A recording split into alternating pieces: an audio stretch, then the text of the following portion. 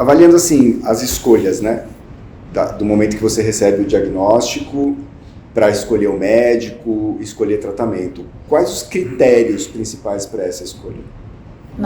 O critério que foi para me definir quem ia me acompanhar como médicos e médicas nesse período, primeiro foi a segurança em receber os exames e entender o que é o exame ali, o que tinha, o que estava acontecendo e me dizer o diagnóstico claro, preciso, ó, é câncer, é o nível 3, é triplo negativo, o bom do teu diagnóstico é que tu pegou muito no início, então é ter clareza de mostrar o cenário do que a gente estava recebendo ali de informação. É transformar a informação do diagnóstico num conhecimento da doença. Eu acho que a primeira questão é essa. Mas, em paralelo, é olhar no meu olho na consulta, que foi o que aconteceu com o mastologista, que foi o que aconteceu com o oncologista, é olhar no olho, é me acalmar, é entender a minha rede. Bom, tu é mãe, tem filho pequeno, então deixa eu te explicar como é que é. Até eu me lembro do oncologista, em algum momento da consulta, ele falou, é importante que vocês falem para os filhos o que vai acontecer, para num dia para o outro ele não te ver sem cabelo, Então ele teve um cuidado também de entender a nossa rede. Então o que me fez bater o martelo, eu vou seguir com eles, não foi tanto o conhecimento que eles me passaram, mas o cuidado que eles tiveram comigo, a confiança que passaram, a segurança e a tranquilidade que ao longo da conversa eu fui sentindo com eles. Eu entrei nervosa e eu saí calma para enfrentar a situação. Então, para mim, isso foi uma questão bem importante. E um ponto que eles sempre colocavam, não compara o teu caso com outros e não lê no Google tudo. Tiver dúvidas, vem e discute com a gente. E eu me lembro que uma das minhas dúvidas foi por que no meu caso eu não ia fazer imunoterapia. E eu fui pro oncologista, olha, eu li esse artigo, eu li esses dados, e por que no meu caso não é? E ele vê, perfeito, porque não é por essas pesquisas assim, que a gente tem que o teu tamanho de tumor regride já com a químio, não precisa da imuno. Então é o diálogo, é estar disponível para o diálogo, é estar disponível para caminhar junto comigo. Isso me fez bater o martelo, dizer, eu vou seguir com eles. Tu concorda comigo quando eu digo, então, que as hard skills, elas eram pré-requisito? É básico, isso é básico. É que nem eu contratar um arquiteto que não sabe calcular para fazer a estrutura básica de uma construção. O diferencial foi a parte humana, afetiva, a parte de saber se conectar com o paciente. Sim. E vejo, porque nem todo paciente é médico, vamos lá. Então, médico, linguagem de médico com médico, beleza, é uma linguagem técnica. Então, é que nem falar com criança, né? Como você vai explicar uma linguagem técnica para uma pessoa que é ignorante? Então, você tem que ter a habilidade da comunicação tem que ser muito trabalhada e desenvolvida, e o que eu chamo de a comunicação simples e assertiva. Papo reto e falar de uma forma que a pessoa entenda. Adaptabilidade, porque cada pessoa tem um grau de formação. Por exemplo, ela tem mestrado, tem doutorado, professor universitário, então, é uma pessoa com um nível intelectual diferenciado. Se dá um artigo científico, agora pensa comigo, e se tu é um oncologista, um mastologista que está trabalhando no SUS, com uma pessoa que não tem estudo, o grau de entendimento dela é diferente, e tu tem que adaptar essa capacidade de maleabilidade, de adaptabilidade do médico na forma de comunicar, os dados, os hard skills, né, as coisas importantes, para que e ao mesmo tempo tocar o coração dessa pessoa. Sim. Isso é fundamental. Mas eu lembro que uma das primeiras perguntas que tanto o Masto quanto o Onco fizeram foi: qual é a tua profissão? Para mim e para o meu marido, porque a gente foi nas consultas juntos. E eles, não, porque a gente pergunta isso para ver como é que eu posso explicar de uma forma inteligível o que eu vou te trazer aqui de informações. Ele adaptou a linguagem, né? Exato, que é o que tu colocas. Para ti, o que foi o fator, então, decisivo? Eu concordo. Por mais por indicação, né? Exatamente. Tem envolvimento aí. Mas é isso. A parte do conhecimento técnico, ela é pré-requisito para entrar na sala, né? E é o após. Eu lembro, mesma coisa, meu marido foi em todas as consultas, todas. Eu acho que quimioterapia, ele foi em todas, agora na imuno, talvez eu acho que uma ele não foi. E eu fui sozinha. Mas a conversa nunca era só comigo. A conversa era com o casal, né? Como é que a gente ia se organizar, como é que ele conseguiria me dar apoio, e aí, voltando no que a gente falou antes, né? Apoio de fazer 3, 4 tipos de comida na tentativa de me fazer comer durante a quimioterapia, né? E era isso, né? A gente chegava com uma lista muitas vezes, anotava no papel. né? Para não esquecer o que queria perguntar sobre... E às vezes eram coisas super básicas, né? Sei lá, posso na manicure? Não pode. Não pode, né? E com a mastologista foi a mesma coisa, a gente criou uma conexão e eu lembro que eu fui... Essa também foi acho que a única consulta com ela que eu fui sozinha e foi para marcar a cirurgia.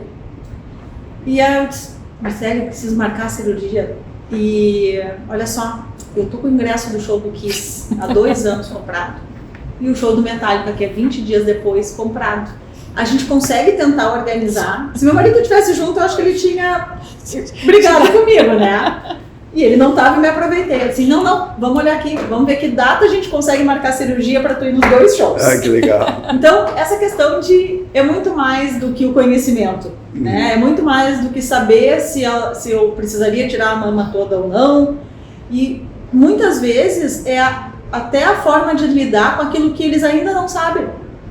Só vão saber, ela me disse, eu só vou saber se eu vou precisar efetivamente fazer uma cirurgia menos invasiva na tua mama quando estiver aberto, quando eu estiver ali olhando, né? Se tu vai no outro dia embora, porque tu esvaziou todos os linfonodos, só vou saber isso na hora, junto com a patologista, né?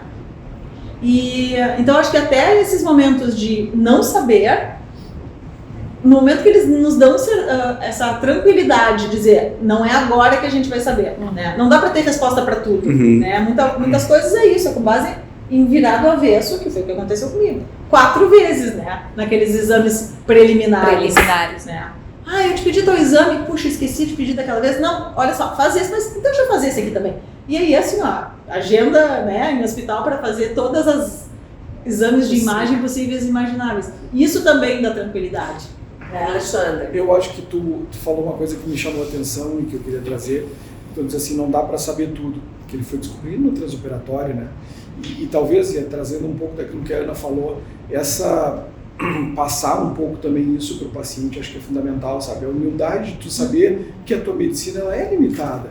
Tu tem ali algumas coisas, alguns artifícios, algumas ferramentas. Eu costumava usar uma analogia, eu anestesiei muito para um cirurgião que é referência brasileiro, talvez mundial, em câncer de estômago, durante muitos anos. E eu costumava dizer para os pacientes, eu ia fazer o pré-operatório e conversar com eles assim, olha só, essa doença, esse câncer que tu tem tudo, ele é uma guerra que tu está travando. Tu é o general da tropa toda. Nós somos os teus comandados. Tu que levanta a bandeira e a gente vai lutar contigo essa guerra. A gente vai travar essa batalha contigo, a gente tem as nossas armas para te ajudar e tudo, mas a tua motivação é muito importante. E na realidade, assim, o médico ele oferece tudo que ele pode de artifício, mas a humildade, eu acho que ela não afasta o paciente, né? Ela atrai, porque se eu chego lá e dizer, eu sei tudo, é assim, não, isso aqui é assim, é 100%, comigo é 100%, eu acho que esse médico, a gente tem que fugir dele. Comigo é 100%, nunca tive nenhum problema, nenhum caso assim. Esse médico, o cara tem que sair correndo. Porque a medicina, e eu tenho 25 anos de profissão, a palavra-chave é humildade. Porque quando tu acha que não vai acontecer contigo, acontece. E não é uma ciência exata, né? Não é. Sim. Cada paciente é diferente, por mais que tu tenha caso, eu brinco com meus alunos, eu também sou professor universitário de medicina, eu digo para eles, a estatística do médico, ela não são 25, 30 mil casos, não. Ela é uma pilha de 1. Cada paciente que sai, tu zera a contagem, tu passa por 1 de novo. E se tu não tiver essa humildade diária de perceber isso, tu tá perdido como médico. Cada um que entra, zera a tua contagem. É como aquele filme que tinha o Dia da Marmota, lembra? Que o cara acordava e era o mesmo dia de novo. E todo paciente tem que renovar todo a desconfiança dele em termos de diagnóstico, todo o arcabouço dele de diagnóstico, de atenção e de dedicação para aquele paciente. Cada paciente vai ter uma necessidade, um tempo, e aí ele poder fazer essa adaptação e ter essa humildade para tratar cada paciente dessa forma. Eu acho que isso é extremamente relevante para o médico atual. A gente vê a medicina evoluindo muito, e aí voltando para o início lá, a evolução de tratamentos, de medicamentos, de opções, muito legal isso. Tu pode ser o médico mais top pós-doutor do pós-doutor. Se tu não tiver o lado humano, tu não vai ter paciente. Não vai ter paciente. Eu estou lembrando agora do meu mastologista, que mais me assustava não era nem a minha doença, Era no estágio da doença do meu pai, porque eu estava na iminência de perder o meu pai. E eu lembro que toda consulta, agora vocês falando, eu lembrei, né? E aí talvez o lado humano, que nem eu me dei conta agora que eu tô me dando conta, eu tenho que mandar um beijo pra ele. Ele sempre perguntava, como é que é teu pai? Eu não conhecia meu pai. Mas ele sabia o quanto Era importante para você. o meu pai, o estado de saúde do meu pai era importante para mim. E eu lembro que no meio do caminho ele me deu umas boletinhas ali para dar uma acalmadinha, mas eu tô bem. Tu tá bem, mas tu precisa ficar melhor para cuidar do teu pai. Ele me convenceu. Então quer dizer que ele conseguiu usar o lado humano, mas assim, Ana, tu precisa dormir, tu precisa descansar, tu tá no meio de um tratamento, tu ainda tem a tua jornada, né? Não cuida só do outro. Daí ele sempre usou a expressão que a gente ouve bastante, né? O cuidador precisa ser cuidado.